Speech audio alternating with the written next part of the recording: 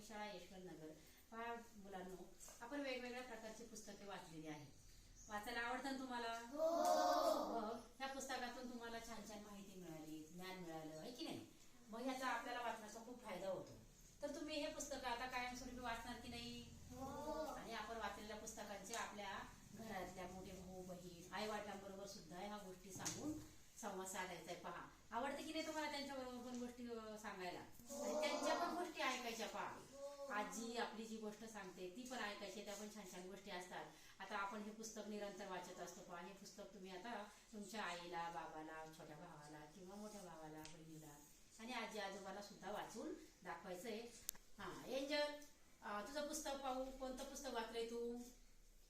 हा, चोरांची फजिती। छान। पहा, तिने ते पुस्तकाचं वाचन केलेलं आहे आणि तुला कशी फजिती झाली ही माहिती मिळाली आहे ना त्या पुस्तकामधून। ओके, तू सांग, तुझं पुस्तक कोणतं आहे?